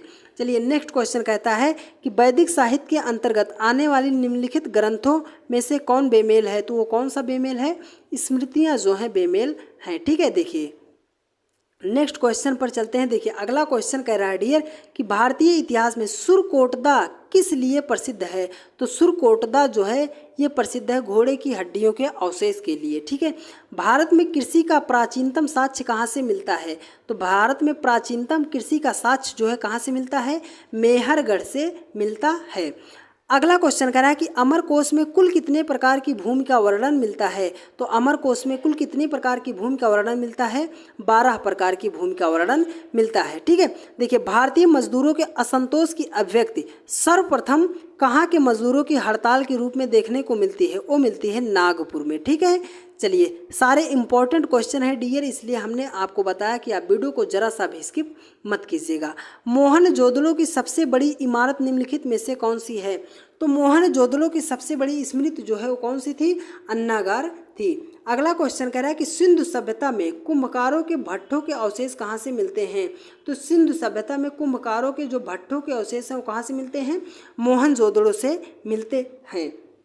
सैंधव निवासियों का प्रिय पशु निम्नलिखित में से कौन सा था? तो वो था सांड। ठीक है, हड़प्पा सभ्यता के अंतर्गत हल से जोते गए खेतों के साक्ष्य कहाँ से मिलते हैं? वो मिलते हैं काली बंगा से। तो हड़प्पा सभ्यता के अंतर्गत हल से जोते गए साक्ष्य जो है कहाँ से मिलते हैं? काली बंगा से मिलते हैं। ठीक है, चलिए नेक्स्ट क्वेश्चन पर चलते हैं। देखिए अगला क्वेश्चन कह रहा है कि हड़प्पा सभ्यता की प्रमुख विशेषता निम्नलिखित में से कौन सी है? तो हड़प्पा सभ्यता जो है वो किस प्रकार की सभ्यता थी? वो नगरीय नियोजन सभ्यता थी। ठीक है, ऋग्वेद का वह कौन सा प्रतापी देवता है जिसका 250 सूक्तों में वर्णन मिलता है? तो किसमें मिलता है? इंद्र जी का मिलता है, 250 सूक्तों में वर्णन मिलता है। ठीक है, चलिए नेक्स्ट क्वेश्चन पर चलते हैं डियर। देखिए अगला क्वेश्चन कह रहा है कि भारतीय इतिहास के संदर्भ में अब्दुल हमीद लाहौरी कौन था? तो अब्दुल हमीद जो लाहौरी था शाहजहां के शासक का एक राजकीय इतिहासकार था। ठीक है, देखो धर्मट का युद्ध हुआ था कब? अप्रैल 1658 ईस्वी में हुआ था। निम्न में से किनके बीच युद्ध लड़ा गया था? तो धर्मट का युद्ध जो है औरंगजेब और दारा सिकोह के बीच लड़ा गया था। ठीक है, औरंगजेब और दारा सिकोह जो क्या थे? भाई भाई थे, जिन्होंने क्या किया था? शासन को धारण करने के लिए युद्ध धर्मट का युद्ध लड़ा गया था। ठीक है, मुगल काल में निम्नलिखित बंदरगाहों में से किसको बाबुल मक्का या मक्का दौर कहा जाता है? तो किसको कहा जाता है? सूरत को कहा जाता है। अगला क्वेश्चन कह रहा है कि दिल्ली का पुराना किला किसके द्वारा बनवाया गया था? तो दिल्ली का जो पुराना किला है वो किसके द्वारा बनवाया गया था?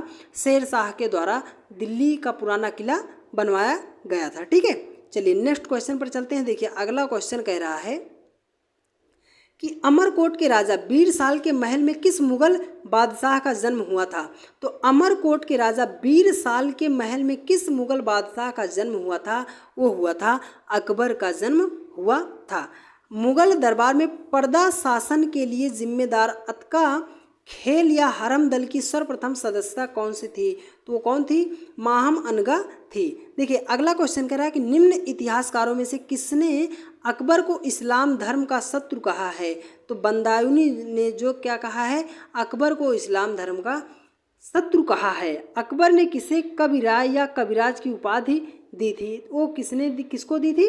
बीरबल जी को उन्होंने क्या किया था? कविराय या कविराज की उपाधि दी थी। ठीक है, चलिए नेक्स्ट क्वेश्चन पर चलते हैं। देखिए अगला क्वेश्चन कह रहा है कि जहांगीर के निर्देश पर किसने अबुल फजल की हत्या की थी? तो अबुल फजल की हत्या जो है वीर सिंह बुंदेला ने की थी। तो जहांगीर के निर्देश पर अबुल फजल की हत्या वीर सिंह बुंदेला के द्वारा की गई थी। ठीक है।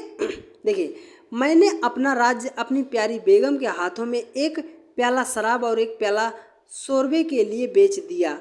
यह कथन किस बादशाह का है? वो कौन सा बादशाह था? जहांगीर था। जो चित्रकला के शत्रु हैं मैं उनका शत्रु हूँ, यह कथन किसका है? जहांगीर। ठीक है। यही कारण था कि स्थापत्य कला जो है, चित्रकला जो है अपने चित्रकला जो है परम चरम सीमा पर थी। किसके शासनकाल में? जहांगीर के शासन काल में। ठीक है। चलिए देखिए, अगला क्वेश्चन कह रहा है कि किस जाट नेता ने बादशाह अकबर के मकबरे को हानि पहुंचाई तथा अकबर की कब्र को खोदकर उसकी अस्थियों को जला दिया था? तो किसने जला दिया था?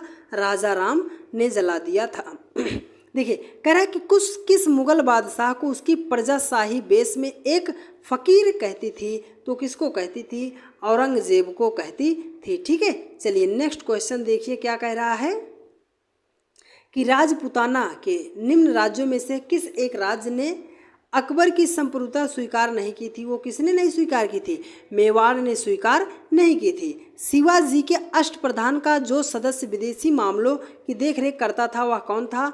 तो विदेशी मामलों का जो देखभाल करता था वह कौन सा था?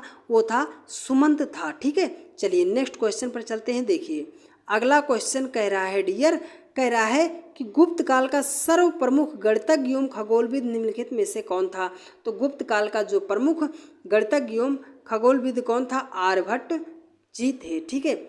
अपने प्रशासन में पश्चिमी प्रक्रियाओं को अपनाने वाला पहला भारतीय शासक कौन था? तो पश्चिमी सभ्यता को अपनाने वाला पहला भारतीय शासक कौन था?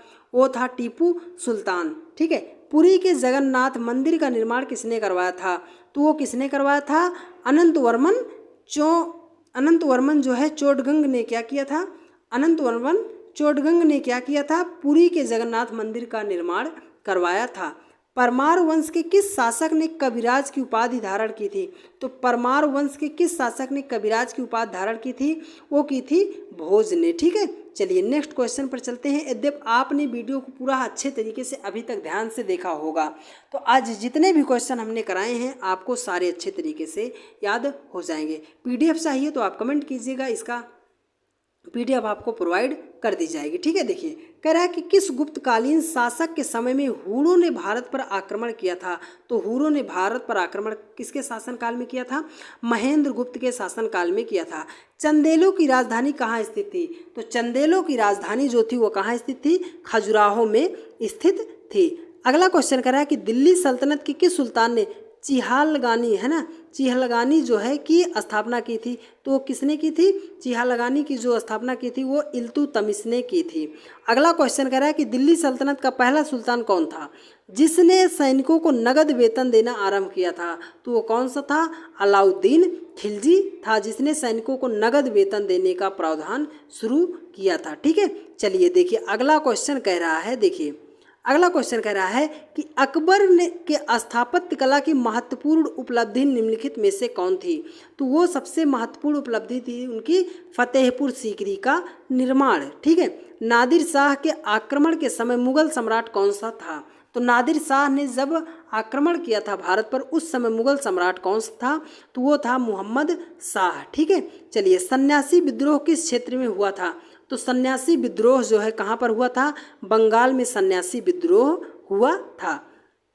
अगला क्वेश्चन कह रहा है कि निम्नलिखित में से कौन सा कृषक विद्रोह नहीं था? तो कृषक विद्रोह जो था वो मोपला जो है कृषक विद्रोह नहीं था। देखो, सिंधु सभ्यता में घोड़े के अवशेष कहाँ से प्राप्त होते हैं? तो घोड़े के अवशेष जो है कहाँ से प्राप्त होते हैं? सुरकोटदा से प्राप्त होते हैं। अगला क्वेश्चन देखिए, कह रहा है कि निम्न में से किस स्थान पर चंद्रगुप्त मौर्य ने जैन धर्म स्वीकार किया था? है ना, जैन धर्म स्वीकार कर अपने शरीर का त्याग किया था। तो चंद्रगुप्त मौर्य ने कहाँ पर अपने शरीर का त्याग किया था? वो किया था श्रवणबेल गोला में किया था। ठीक है। चलिए नेक्स्ट क्वेश्चन पर चलते हैं। देखिए, किस सातवाहन नरेश ने वेंकटक स्वामी की उपाधि ग्रहण की थी? तो वेंकटक स्वामी की उपाधि जो है गौतमी सातकर्णी के द्वारा किया गया था। तो ये आज आपके 250 क्वेश्चन डियर कंप्लीट हो गए। 250 क्वेश्चन आज आपके इस वीडियो में कंप्लीट कर दिए गए हैं और इसके एक पार्ट और हो जाएगा, नहीं तो क्या हो जाएगी, वीडियो बहुत ज़्यादा लंबी हो जाएगी। तो यदि आप चैनल पर नए हैं, आपने वीडियो को देखा है, तो चैनल को आप तुरंत क्या कीजिए, सब्सक्राइब कीजिए और ज़्यादा से ज़्यादा दोस्तों के पास शेयर करने का प्रयास कीजिए। यदि आप इस वीडियो से हमारा 1K सब्सक्राइबर यहाँ पर क्या करते हैं, कंप्लीट करा देते हैं डियर, तो आपको क्या होगा कि अगला पार्ट जो है आपको कल या परसों में अगला पार्ट भी दे दिया जाएगा। और कमेंट करके बताइएगा डियर कि आपको वीडियो कैसी लगी है। ठीक है, कमेंट करके आप बताइएगा कि आपको वीडियो कैसी लगी है। जब आपको PDF चाहिए तो आप कमेंट कर दीजिएगा, आपको PDF भी प्रोवाइड कर दी जाएगी। तो वीडियो कैसी लगी है कमेंट कीजिएगा। जब आप चैनल पर नए हैं तो चैनल को सब्सक्राइब करके बेल आइकन को जरूर प्रेस कर लीजिएगा। ठीक है, मिलते हैं आप लोगों से नेक्स्ट पार्ट में। तब तक के लिए जय हिंद, जय भारत, वंदे मातरम। खुश रहिए, मस्त रहिए और अपनी पढ़ाई में अच्छे तरीके से व्यस्त रहिए। Love you, take care. Video को ज़्यादा से ज़्यादा शेयर करने की जिम्मेदारी आप लोगों की है। आज आपका कंप्लीट हुआ 250 क्वेश्चन। अगले क्वेश्चन में हम करेंगे नेक्स्ट वीडियो में। Thank you.